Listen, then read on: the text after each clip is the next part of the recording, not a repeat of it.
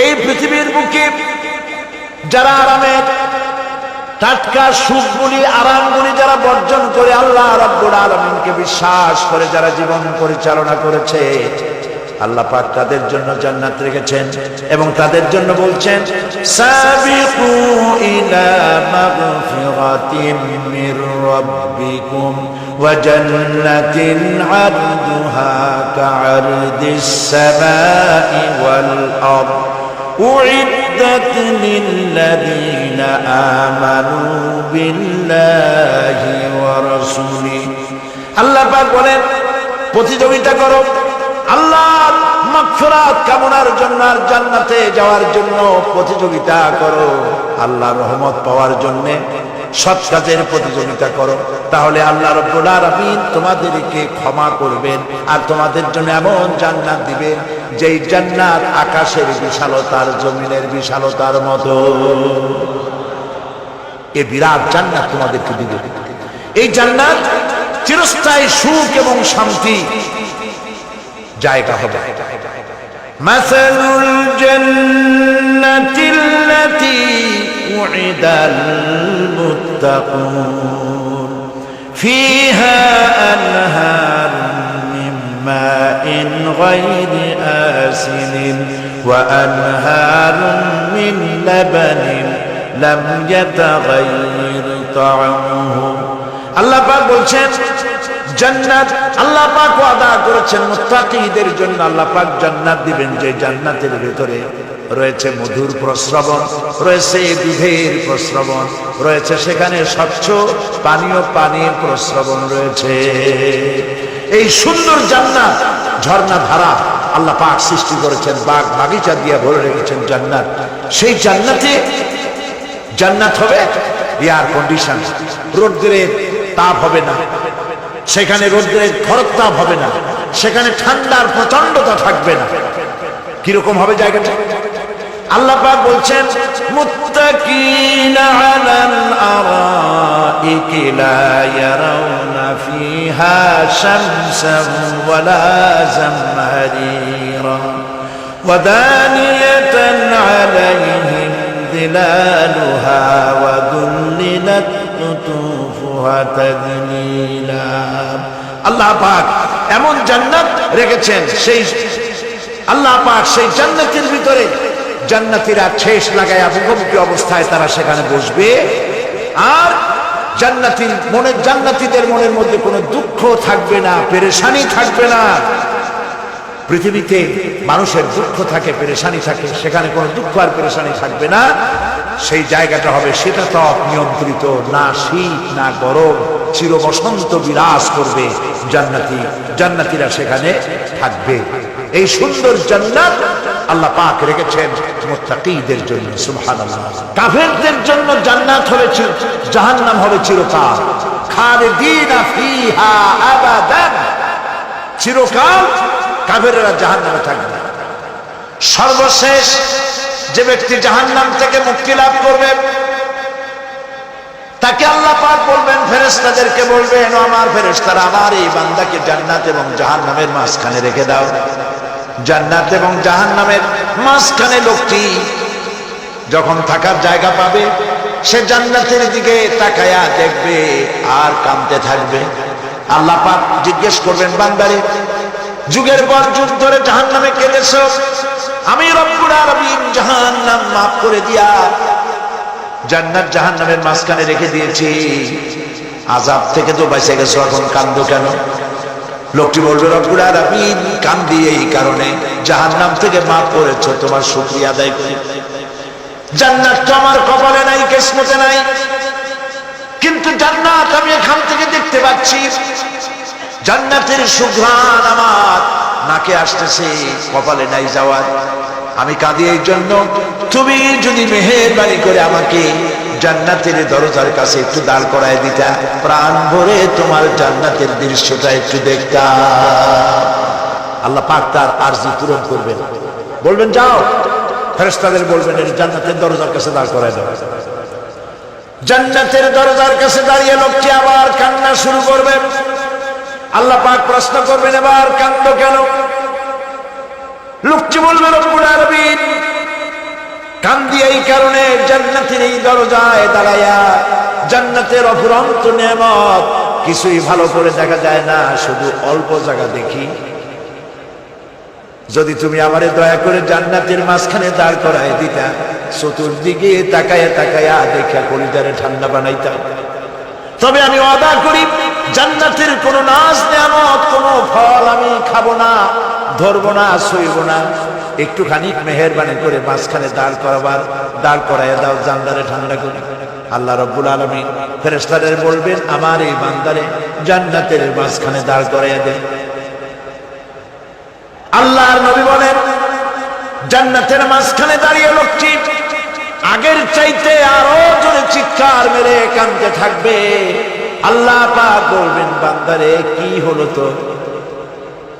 দরজার কাছে আসতে চাইছিলে, আইনা দিলাম। আবার এবার মাঝখানে আসতে চাইছো, তাও এনে দিয়েছি। আবার কান্দো কেন? লোকটি বলল, রব্বুল আলামিন, এবার কান্দি এই জন্যে তুমি যখন দয়া করে একটিবার জান্নাতের মাঝখানে এনে আমাকে দাঁড় করায় দিয়েছো, তুমি রহমান রহিম গফুরুর রহিম, এই জান্নাত থেকে আবার আর বাইর করে দিও না। আল্লাহ রাব্বুল আলামিন বলবেন, ও আমার বান্দারে, আমার এই জান্নাত তোর খুব পছন্দ হয়েছে নাকি? লোকটি বলবে, রব্বুল আলামিন, কলিজা ঠান্ডা হয়ে গেছে, ভাবতেও পারি না এই জান্নাত এত সুন্দর। আল্লাহ পাক বলবেন, বান্দারে, এরকম একটি নয়, দুইটা নয়, তোর জন্য আমি 10টা জান্নাতে এরকম রিজার্ভ করে রাখছি। সুবহানাল্লাহ।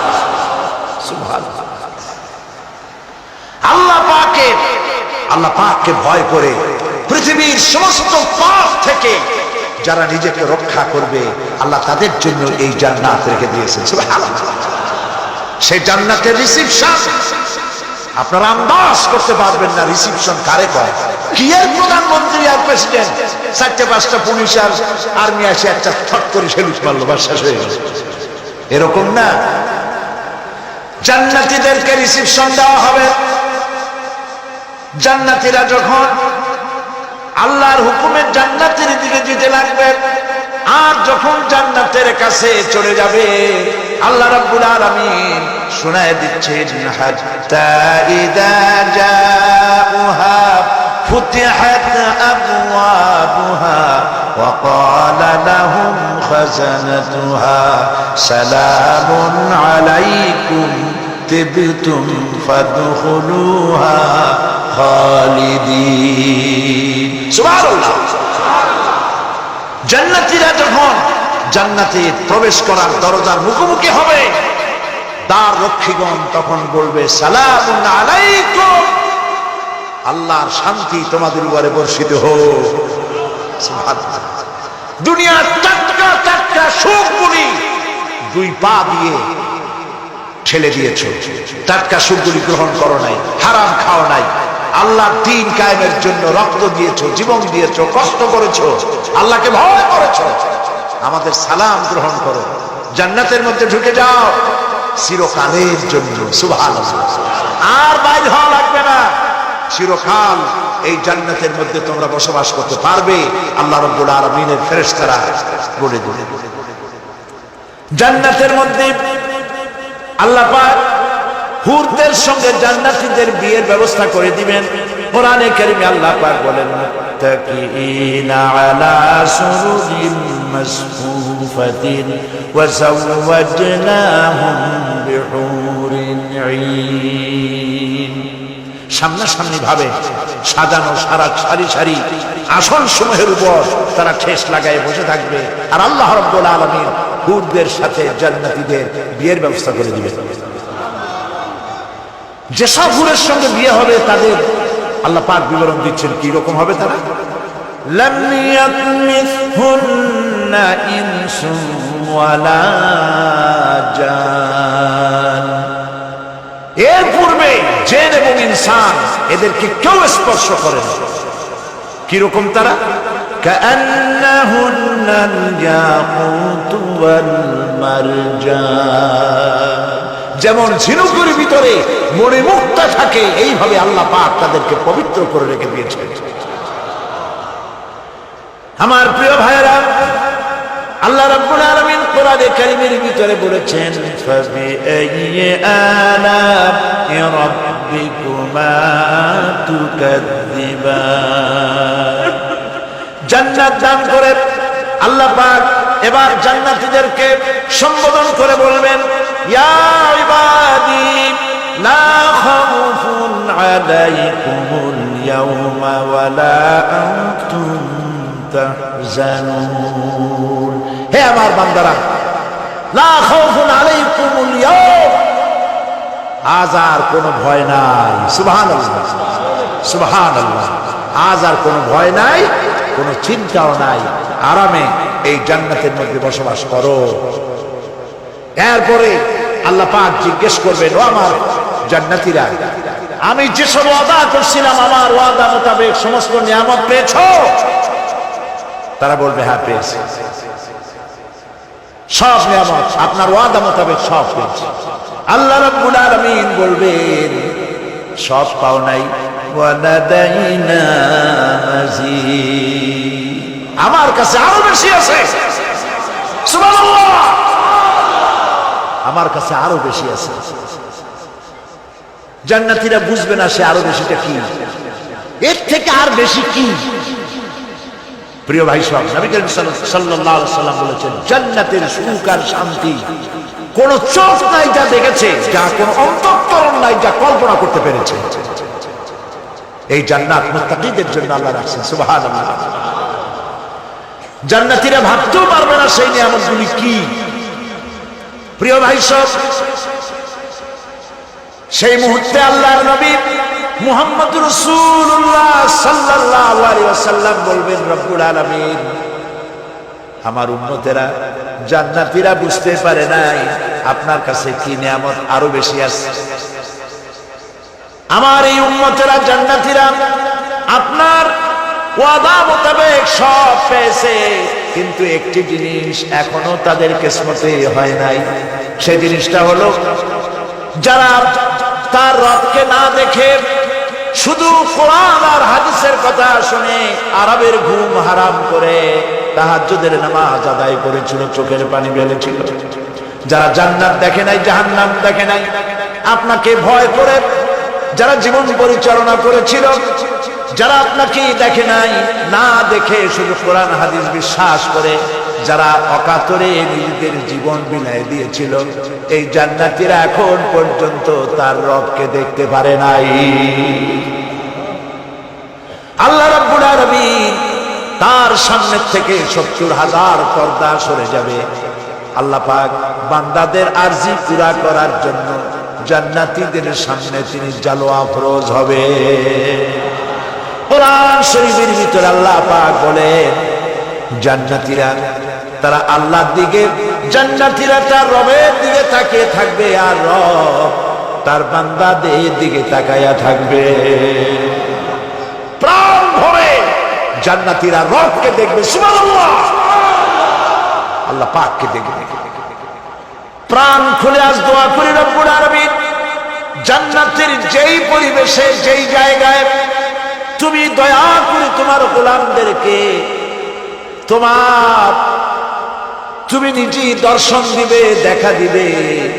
মনিব গো, ও আমাদের রব, আজ এই বিশাল জনসমুদ্র নিয়ে তোমার দরবারে আবেগ ভরা কণ্ঠে বলি, যে অনুষ্ঠানটি তুমি এমন মুবারক অনুষ্ঠান করবে যেখানে তুমি জান্নাতীদেরকে দেখা দিবে, ওই জান্নাতের কোনো একটি, ওই অনুষ্ঠানের কোনো একটি কোনায় কানায় আমাদেরকেও দাঁড় করাইয়া দেখার তো।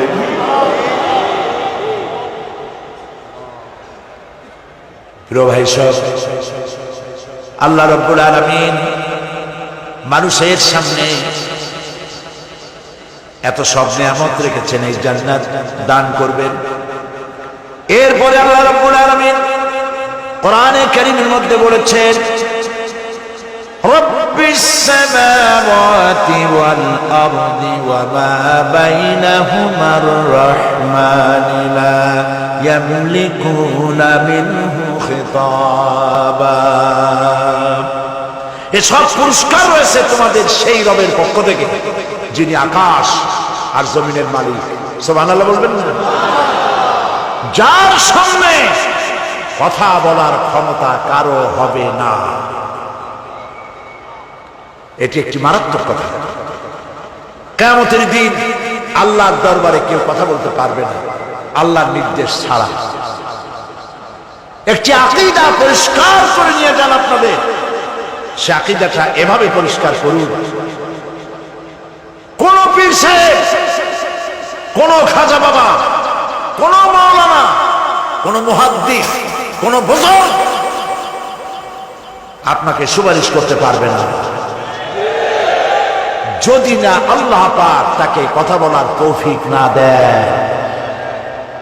মনে থাকবে এটা। আয়াতুল কুরসির ভিতরে আমরা পড়ি, মান জাল্লাযী ইয়াশফাউ ইনদাহু ইল্লা বিইذনিহি। আল্লাহ পাক বলেছেন কিয়ামতের দিন আল্লাহর দরবারে কার সাহস আছে কথা বলতে পারে? মান জাল্লাযী ইয়াশফাউ ইনদাহু ইল্লা বিইذনিহি। আল্লাহর ওয়াদা ছাড়া, হুকুম ছাড়া আল্লাহর সামনে কথা বলা সেদিন কেউ থাকবে না। সুবহানাল্লাহ। কেউ কথা বলতে পারবে না। সুপারিশ করতে হবে আল্লাহ যারে বলেন তুমি করো, অমুকের জন্য করো, সেই ব্যক্তি শুধু তার জন্যই করতে পারবে, আর কেউ কথা বলতে পারবে না। সেই কঠিন হাসরের ময়দান, যেদিন শুধুমাত্র আল্লাহ পাক কথা বলবেন, আর যারে বলতে বলবেন সেই কেবলমাত্র বলতে পারবে। সুপারিশ এটি আল্লাহ পাক কিয়ামতে পারমিশন দিলে বলা যাবে। হযরত ইব্রাহিম আলাইহিস সালাম কিয়ামতের দিন তার নিজের পিতা সম্পর্কে সুপারিশ করবেন। রব্বুল আলামিন, আমার আব্বার জন্য সুপারিশ করতেছি, মেহেরবানি করে জাহান্নাম থেকে তারে আপনি রক্ষা করুন। আল্লাহ রব্বুল আলামিন বলবেন, ইব্রাহিম তোমার সুপারিশ মঞ্জুর হবে না। প্রিয় ভাই সব, একটু মাথা খাটান, চিন্তা করেন। জাতির পিতা কে? জাতির পিতা চিল্লায় বলুন, কলিজা সাফ করে ফেলুন। মুসলমানদের জাতির পিতা হাফিজ আবিদ কেউ হতে পারে না।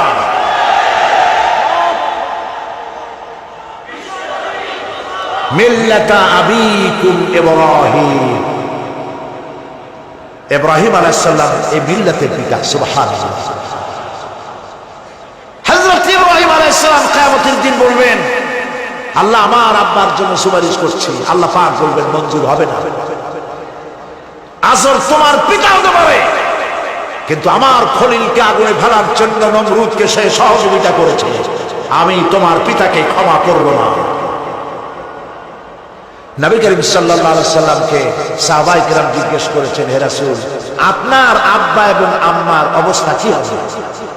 নবী করিম সাল্লাল্লাহু আলাইহি সাল্লাম কেঁদে ফেলেছেন, সাফ করেছেন, আমি তাদের কোনো উপকারে আসব না। আল্লাহু আকবার। আপনি মনে করছেন নাকি যে ইয়া নবী সালাম আলাইকা বলি অমনি নবী সুপারিশ পাবেন? এত সহজ। কতগুলো রসগোল্লা খাইলেন আর বড় একটা মিছিল করলেন আর অমনি চলে যাবেন? পৃথিবীর সব মানুষ, সাহাবায়ে কেরাম বাদ দেন, পৃথিবীর সমস্ত মানুষ একত্রিত হয়ে আবু তালেব রাসূলুল্লাহকে যে ভালোবেসেছেন, ওর 1000 ভাগের 1 ভাগও সারা দুনিয়ার মানুষ রাসূলুল্লাহকে ভালোবাসতে পারবে? পারবে? নিজের ছেলে আলীকে, আলী রাদিয়াল্লাহু তাআলা আনহুকে আলাদায় বিছানায় শোয়াইয়া, ছোট্ট মানুষ হযরত আলী আলাদা জায়গায় রাখিয়া মুহাম্মদুর রাসূলুল্লাহ সাল্লাল্লাহু আলাইহি ওয়াসাল্লাম এতিম মানুষ তারে কলিজার সাথে বুকের মধ্যে আশ্রয় দিয়ে আগলে রেখেছেন বুক ভরে। সেই আবু তালেব মৃত্যুর সময় নবী করিম সাল্লাল্লাহু আলাইহি ওয়াসাল্লাম বলেছিলেন, চাচা একটি বার আমার কানে তাওহীদের কালেমা শোনায় দেয়। আবু তালেব তার কিসমতে ছিল না কালেমা। মরে যাওয়ার পর একজন সাহাবী বলেছিলেন, ইয়া রাসূলুল্লাহ, মৃত্যুর সময় আবু তালেবের মুখ আমি নড়তে দেখেছি, তিনি কালেমা পড়েছেন সম্ভবত। রাসূলুল্লাহ সাফ বলেছেন, আমি শুনি নাই।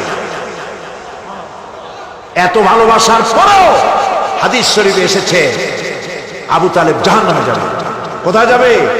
জাহান্নামে। সবচাইতে কম আযাব হবে কার? আবু তালেবের। কম আযাবটা কি? হাদিস শরীফে এসেছে কম আযাব হলো জাহান্নামের আগুন দিয়ে এক জোড়া জুতা তৈরি করে আবু তালেবের পায়ে পরিয়ে দেওয়া হবে। সেই জাহান্নামের আগুনের তৈরি করা জুতার তাপে আবু তালেবের মাথার ঘিলুগুলো টকবক করে পড়তে লাগবে। এত ভালোবেসে যদি কিয়ামতে উপায় না হয়, আপনি ইয়া নবী সালাম আলাইকা, ইয়া রাসূল সালাম আলাইকা আর কতগুলো জিলাপি খাইলেন, বড় একটা মিছিল করলেন। প্রিয় ভাই সব, এইসব বিদআত ছাড়ুন, এগুলি সুস্পষ্ট বিদআত। রাসূলুল্লাহকে ভালোবাসবেন, সাহাবীরা যেভাবে ভালোবেসেছেন ওইভাবে ভালোবাসবেন। আল্লাহ রাব্বুল আলামিন বলেন, যালিকাল ইয়াউমুল হক ফামান শাআ আত্তাখাযা ইলা রাব্বিহি মাআবা। এই দিনটি অবশ্যই আসবে, সেদিনটি নিশ্চিতভাবে আসবে। আর এখন যার ইচ্ছা সে তার রবের দিকে অগ্রসর হোক। ইন্না আনজারনাকুম আযাবান করিবান ইয়াওমা ইয়ানজুরুল মার'উ মা কদ্দামাত ইয়াদাহু ওয়া ইয়াকুলুল কাফিরু ইয়া লাইতানি কুনতু তুরাবা। ইন্না আনজারনাকুম আযাবান করিবা, খুব নিকটবর্তী একটি আযাব সম্পর্কে আমি তোমাদেরকে সতর্ক করে দিলাম। কে বলতেছে? আল্লাহ পাক। লক্ষ্য করুন আল্লাহ কি বলছেন, খুব নিকটবর্তী একটি কঠিন শাস্তি আযাব অর্থাৎ কিয়ামত, এ সম্পর্কে আমি তোমাদেরকে সতর্ক করে দিলাম। ইয়াউমা ইয়ানজুরুল মার'উ মা কদ্দামাত ইয়াদাহু, সেদিন প্রত্যেকটি লোক যা সে পাঠিয়ে দিয়েছিল এখানে, অর্থাৎ যা করেছিল সেগুলি সে দেখতে পাবে। আর তখন ওয়ায়াকুলুল কাফিরু ইয়া লাইতানি কুনতু তুরাবা।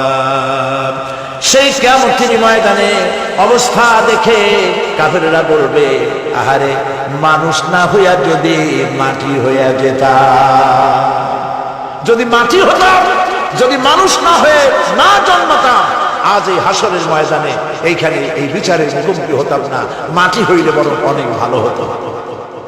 এই পৃথিবীতে আমরা এসেছি, চলে যাব, যাওয়ার আগে এই কোরআন একটি বিশাল জনগোষ্ঠী এমন বানাতে চেয়েছে যে জনগোষ্ঠী এই কোরআন দিয়ে একটি বিশাল সমাজ গড়বে, রাষ্ট্র গড়বে, এমন রাষ্ট্র গড়বে যেই রাষ্ট্রে দুঃখ থাকবে না, অশান্তি থাকবে না, যেখানে সুখ থাকবে, সমৃদ্ধি থাকবে, আর কিয়ামতের দিন আল্লাহর জান্নাতে তারা চলে যাবে।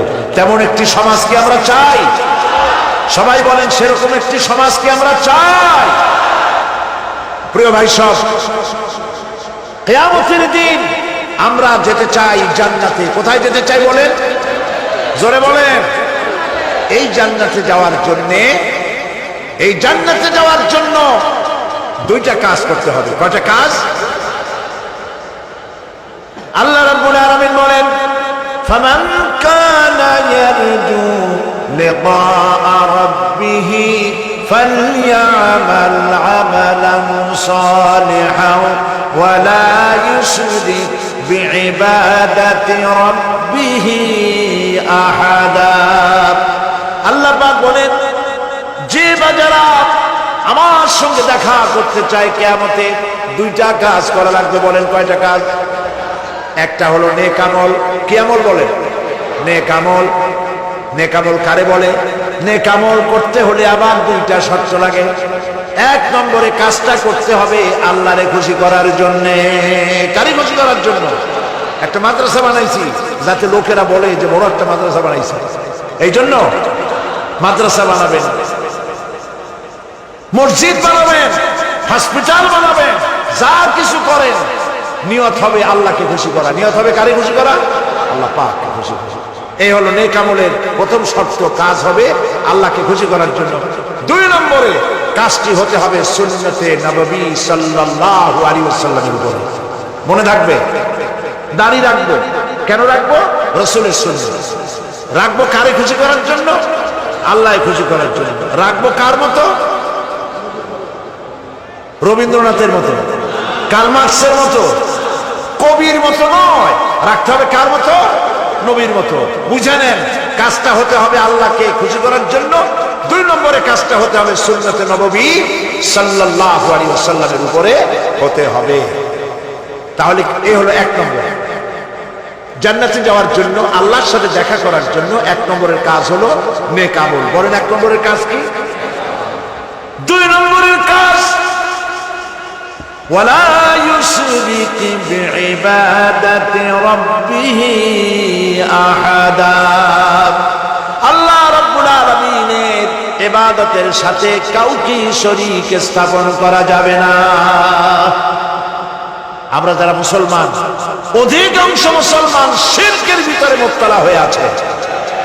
বিশ্বাস করেন কিনা বলেন? কাফেরেরা তো মুশরিক আছেই, ওরা তো মুশরিক আছেই, কিন্তু আমরা মুসলমানেরা আমাদের আমলের মধ্যে, আমাদের অজান্তে সবের নিয়তে অনেক শিরক আমরা করে বসি। নাউজুবিল্লাহ, বলেন নাউজুবিল্লাহ। এই জন্য আমি বারবার সতর্ক করি, নিজেকেও করি, আপনাদেরকেও করি। এই কারণে করি, শিরকের গুনাহ আল্লাহ মাফ করবেন না। ইন্না শিরকা লাযুলমুন আযীম। শিরক মস্ত বড় অপরাধ, জুলম, আল্লাহ মাফ করবেন না। আল্লাহর কাছে কাঁদতে কাঁদতে মাপ চাওয়া লাগবে যে আল্লাহ শিরক থেকে আমাকে রক্ষা করো, বাঁচাও। অনেক গোপন শিরক আছে। মাজারে যান, পীর সাহেবের কাছে যান, মনে যদি নিয়ত থাকে উনি ফু দিলে আমি ভালো হবই, উনি তাবিজ দিলে আমার বাচ্চা হবেই, উনি আমারে দয়া করলেই আমার ব্যবসায় উন্নতি হবেই, এইটার নাম শিরক। এটার নাম কি?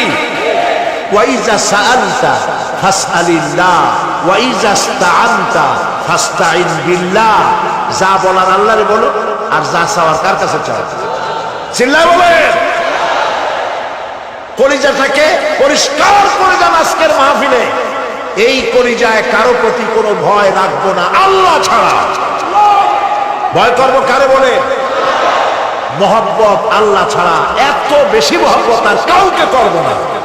আল্লাহ তাআলা আমাদের কলিজায় তোমার ভয় এবং মহব্বত দিয়ে ভরে দাও। রাসূলের মহব্বত দিয়ে আমাদের দিলকে ভরে দাও। বিশ্বাস করুন ভাই সাহেব, কোরআন শরীফ আমার সামনে, বিশ্বাস করুন। দেশি পীর, বিদেশি পীর, খাজা বাবা দেশি এবং বিদেশি, কেউ আপনার ভাগ্য বদলাই দিতে পারবে না। এই পিছনে দৌড়ায় দৌড়ায় কোনো লাভ নয়। এতক্ষণ মসজিদের ভেতরে বসে আল্লাহর কাছে কাঁদেন।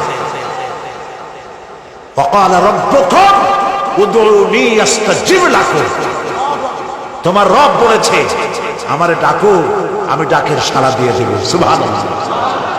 আর আল্লাহ বলেছেন আমার ইবাদতের সাথে কাউকে শরীক করবে না। খবরদার। আলাইসাল্লাহু বিকাফিন আবদা। আল্লাহ প্রশ্ন করছেন, আলাইসাল্লাহু বিকাফিন আবদা, আমি কি আমার বান্দার জন্য যথেষ্ট নই? চিল্লায় বলুন অবশ্যই যথেষ্ট। আবার বলেন অবশ্যই যথেষ্ট। কলিজা সাফ করে ফেলেন। সম্রাট শাহজাহান, দিল্লির সম্রাট, হাবিজাবি সম্রাট না, দিল্লির সম্রাট। এখন কোথায়? কবরে। কবি বলতেছেন, শাহনে জাহাं को जिन्हें फक्र से देते थे बाज, शाहने जहां को जिन्हें फक्र से देते थे बाज, वाज कब्र में है सूरह अलहम्दु की मोहताज। সারা ভারতবর্ষ যারা ট্যাক্স দিয়ে নিজেকে সৌভাগ্যবান বলে মনে করত, সে আজ কবরের মধ্যে ভিক্ষুকের মতো সূরা আল-হামদুর মতো একটি সূরার মুহতাজ হয়ে ভিক্ষুকের মতো শুয়ে আছে। সম্রাট শাহজাহান মসজিদে বসে আছে, এক ফকির ঘুরতেছে। লোকেরা কয় ছোটবেলা থেকেই তোমার খয়রাত করতে দেখলাম, ভিক্ষা কি জীবনেও যাবে না তোমার? লোকটি বলছে, আমি ভিক্ষা করবো ছাড়া আমার উপায়টা কি? এই লোকটি আমি ভিক্ষা করা ছাড়া করবো কি? লোকেরা তো আমার 60 টাকা 50 টাকা 100 টাকা দেয় না, 4 আনা 5 আনা 1 টাকা, এই আমার এ দিয়ে আমি বড় লোক হবো কেন? লোকটি বলছে আচ্ছা দেখো তুমি তো জায়গা মতো যাইতে পারো না, বাদশার কাছে যাও, এমন দেওয়া দেবে জীবনে আর খয়রাত করা লাগবে না। তো বাদশার কাছে কি খয়রাতি যাইতে পারে কোনোদিন? হ্যাঁ এখন পারবো। কেমনে? সম্রাট শাহজাহান এখন একা একা মসজিদে আছে। তখনকার এসব বাদশারা অনেকে নামাজি ছিলেন, দিনদার ছিলেন। ফকির দরজার কাছে দাঁড়াইয়া দেখতে পাচ্ছে কেউ নাই, দেহরক্ষীরা দূরে দূরে দাঁড়ানো। বাদশাহ মসজিদের ভেতরে বসে হাত তুলে ঝুলতেছে আর কাঁদতেছে, চোখের পানি দিয়া দাঁড়িয়ে ভিজে ভিজে পড়ছে। এই দৃশ্য অনেকক্ষণ দেখলো ফকির। কিছুক্ষণ পর সম্রাট শাহজাহান মসজিদ থেকে বেরিয়ে আসছে। ফকির বলছে আসসালামু আলাইকুম হুজুর। তিনি বললেন ওয়ালাইকুম আসসালাম, চলে গেল। বাদশা বলল আমার কাছে তো কেউ আইসা কিছু না চাইয়া তো যায় না, এরে দেখলাম খয়রাতির মতো কিছু চাইলো না, বেটা ভয় করলো নাকি? ভয় পাইছো? কয় না ভয় পাই না, কিছু যে চাইলে না। ফকির বলছে জাহাপানা সত্যিই কিছু চাইতে আসছিল, তারপর চাইলে না। ফকির বলছে জাহাপানা সারা জীবন ভিক্ষা করেছি, আর আজ দিল্লি সম্রাটের কাছে বেশি পাওয়ার লোভে এসেছি না, কিন্তু আপনার দশা দেখা আমার জ্ঞানের চোখ খুলে গেছে। আমি লক্ষ্য করে দেখলাম আমি সম্রাটের কাছে চাইতে এসেছি, হাত তুলি নাই, বিনয় প্রকাশ করি নাই, চোখের পানি ফেলি নাই, কিন্তু লক্ষ্য করে দেখলাম দিল্লির সম্রাট আমার চাইতেও বড় ভিক্ষুকের মতো। আবার কোন সম্রাটের কাছে হাত তুলা কান্দে? আমার জ্ঞানের চোখ খুলে গিয়েছে, আমি বুঝতে পেরেছি সম্রাট কান্দে যেই সম্রাটের কাছে, তারে ছাড়া আর কারো কাছে জীবনে চাইব না। এই কথাই সূরা ফাতিহায় প্রত্যেকদিন পড়ি, বুঝি না কি পড়ি।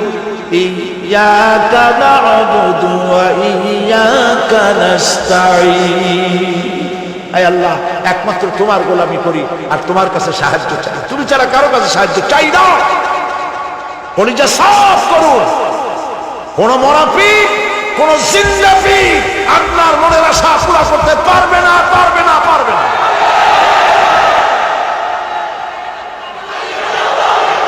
আর আজ থেকে কোন মাজারে টাকা দিবেন না, পয়সা দিবেন না, আগরবাতি দিবেন না, মোমবাতি দিবেন না, গোলাপ পানি দিবেন না। কারা কারা দিবেন না হাত উঁচু করে দেখা। সুবহানাল্লাহ, আলহামদুলিল্লাহ, লা ইলাহা ইল্লাল্লাহ। সুবহানাল্লাহ, আলহামদুলিল্লাহ, লা ইলাহা ইল্লাল্লাহ। সুবহানাল্লাহ,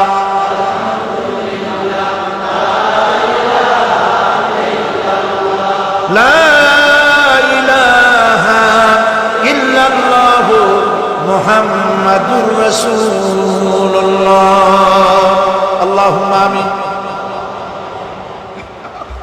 রব্বানা যালামনা আনফুসানা ওয়া ইন লাম তাগফির লানা ওয়া তারহামনা লানাকুনান্না মিনাল খাসিরিন। রব্বুল আলামিন, तमाम পৃথিবীর মাটির নিচে যত মুমিন মুমিনাত শুয়ে আছে, আল্লাহ কবরগুলো কি জান্নাতের টুকরা বানায়া দাও। আয় আল্লাহ তাআলা, এই মুহূর্তে মনে পড়ে গেল আমাদের মা বাবার কথা। রব্বুল আলামিন, আমাদের আব্বা জান কত বছর আগে দুনিয়া থেকে বিদায় হয়ে গেল, নাম ধরে আর কেউ ডাকে না। কত কষ্ট করেছে, ধান বিক্রি করে, সুপারি বিক্রি করে নিজের পেটে না দিয়া নিজের ভালো জামানা বানাইয়া আমাদের লেখাপড়া শিখাইছে, বাড়িঘর বানালো, আর একদিন তোমার ডাকি সাড়া দিয়া চলে গেল। যুগের পরে যুগ চলে গেল, বাপের মুখ আর দেখি না। আল্লাহ তাআলা আমাদের আব্বা জান যাদের দুনিয়া থেকে বিদায় হয়ে গেছে, কবরটাকে বেহেশত বানায়। তুমি সম্রাটের সম্রাট, তুমি রাজাধিরাজ, তোমার মহব্বত ছাড়া কোনো মহব্বত যেন কলিজায় থাকে না মাবুদ, তোমাকে ছাড়া কাউকে যেন ভয় করি না মাবুদ।